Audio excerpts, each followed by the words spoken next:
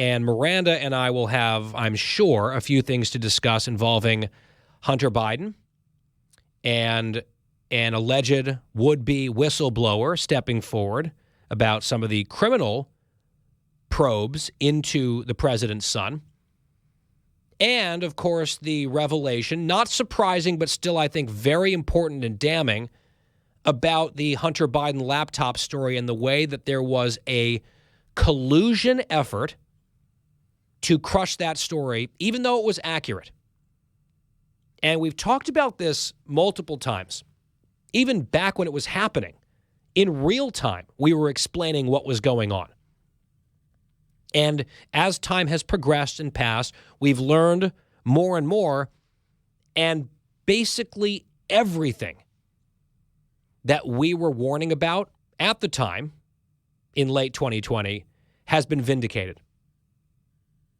Now, the people who are responsible for the collusion, for the dishonesty, it seems like they really don't have any regrets because, after all, they got what they wanted. They wanted a Donald Trump defeat.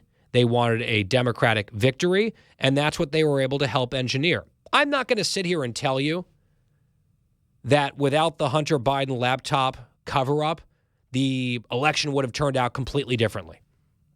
Right? I'm not going to make that assertion. It's an unknowable thing. It's a counterfactual. I think that idea might be overhyped, but clearly they felt that it mattered because they went way out on a limb and got an entire PR campaign going in order to take the teeth out of what could have been a damaging story, not just for the president's son, but also for the president, because of all the connections, business dealings that we've heard about that make this much more than just a Hunter story. It's a Joe story for reasons that we have analyzed and discussed many times over here on this program. So it might seem like an odd choice, a strange decision programming-wise, to open a Monday show by, in some ways, rehashing a story by basically just saying, hey, by the way, we were right again, we told you so. Because we talked about it a little bit last week when this came out as well. But I'm making this choice anyway because this has bothered me over the weekend. Like, genuinely.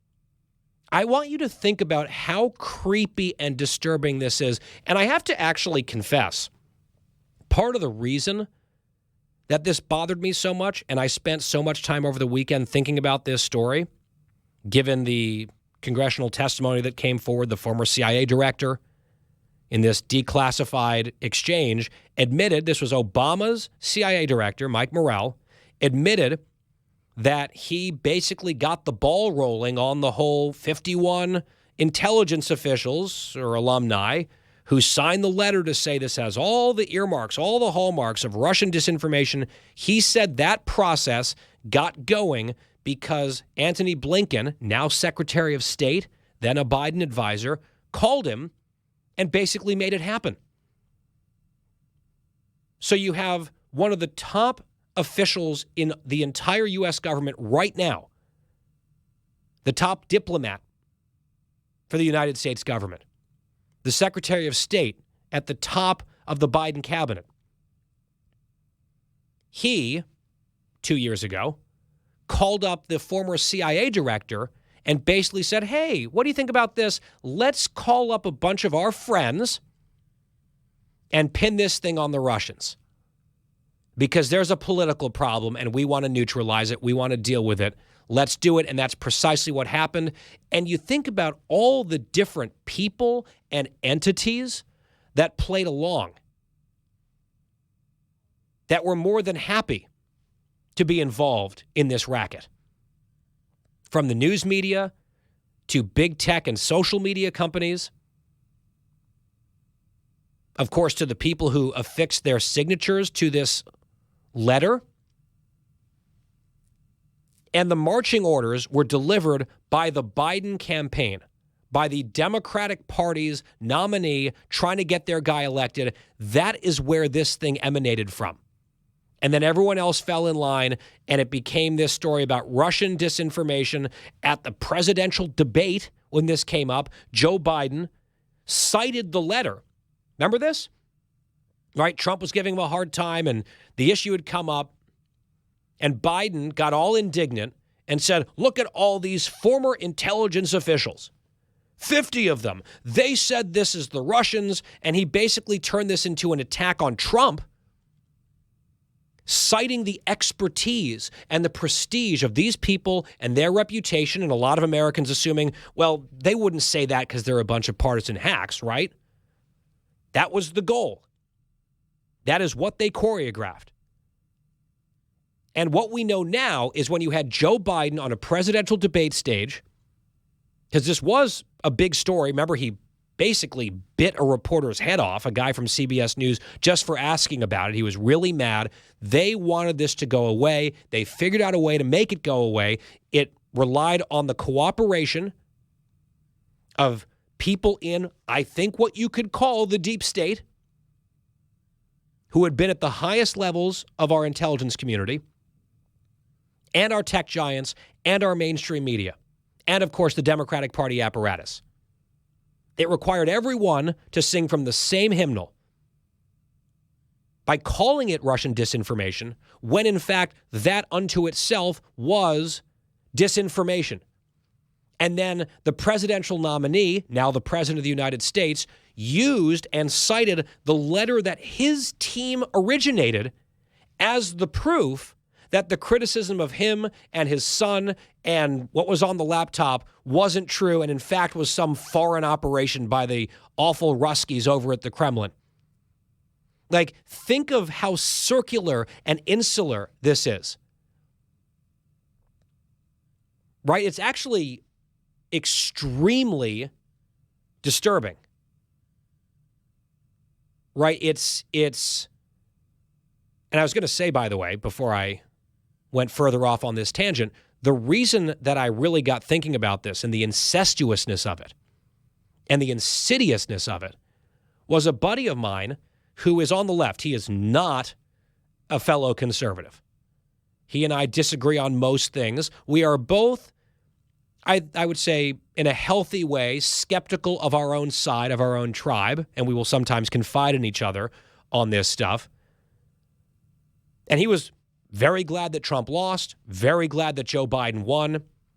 He is not your typical person who's running out and reading and buying Miranda Devine's book, for example, Laptop from Hell, because he hates Hunter Biden and he feels like, the election was stolen from Donald Trump. He is not that. He's a progressive.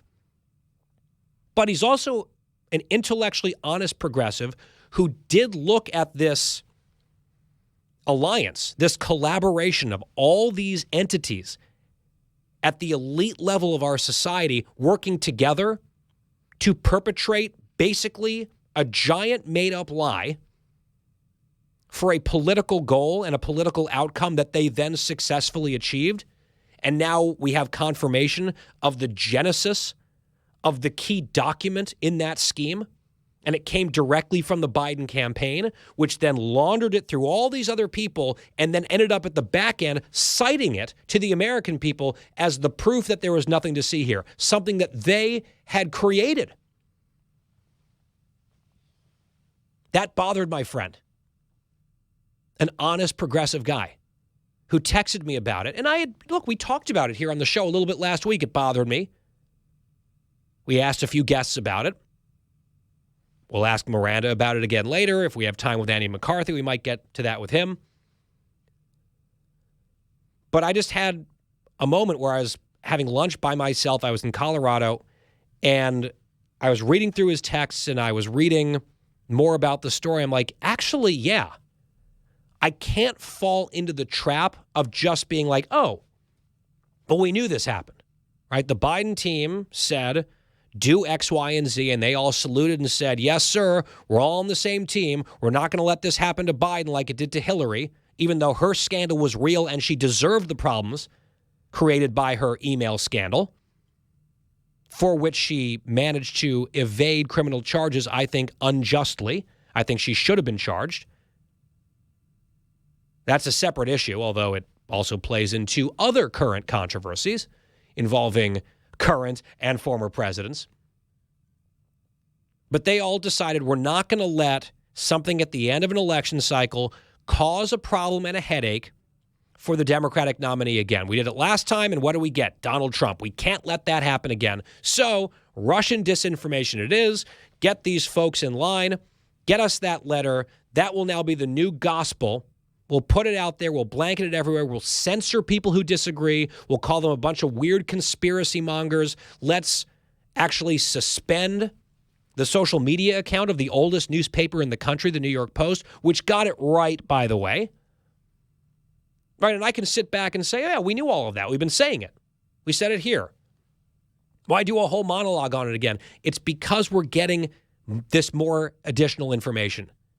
And if you just take that second to take a breath, take a step back, recognize that it may not feel brand new, but now we actually have it in black and white, how this thing got going. It is absolutely outrageous. Again, I can't tell you with any certainty. I'm not even sure I'm confident that this was the decisive or a decisive factor in how the election turned out. But the fact that these people controlling the levers of power and when people use terms like deep state, I often roll my eyes. This would be it. If there's ever an example of the deep state mobilizing in, I would say, a way that is very ruthless and damaging and political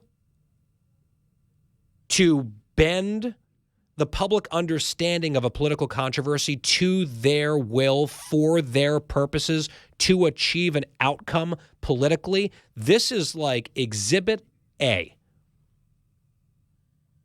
with all the players who were involved. And again, it's that insular, incestuous thing where it started with the Biden campaign as a damage control gambit. And then they did all of their stuff with the cooperation, collusion of all these other figures to come back on the other side, seemingly clean as a whistle, with the Democrat on stage in front of tens of millions of Americans saying, no, that guy on the other side of the stage, he's crazy. This is nothing. The Russians did it. Of course he's pushing it. And don't take my word for it. Take the word of these 50 intelligence officers who are respected, blah, blah, blah. That is what they manufactured. And the confirmation in the last few days is that it was the current Secretary of State calling the former CIA director who then wrote the letter and got all the buddies to sign it. And the rest is history. It's actually pretty scary that they did this.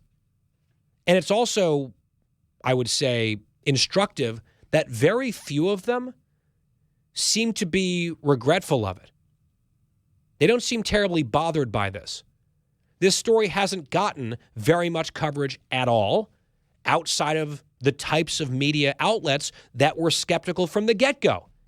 And we were the ones who were told we were crazy. And by the way, why would this get a lot of coverage now? The journalists who were involved in this collusion cover-up, they're invested. They're invested in this story. They were part of it. They were used willingly or otherwise to spread this disinformation under the guise of combating disinformation. They were part of this, if you want to call it conspiracy, because that's actually what it was. So why would they have an interest in saying, oh, you'd think for the purposes of their own credibility, they might want to say, whoops, hand in the air, we did this. Big mistake. We were manipulated by these people. It's not going to happen again, but that's not what they're doing for the most part. Because at the end of the day, in a lot of their minds, the ends justified the means. This sordid, ugly business, which is now, I would say, really humiliating, or at least should be to them, probably in their minds worth it. Because their side, their guy, their tribe won, and the bad side didn't. So I guess it's a mission accomplished moment. But then they wonder why there's so much distrust in this country for our institutions, and they should look right in the mirror. And it could not be any clearer. from what we've learned again and had confirmed just recently. Sometimes the conspiracy theories are just correct, and this is one of them.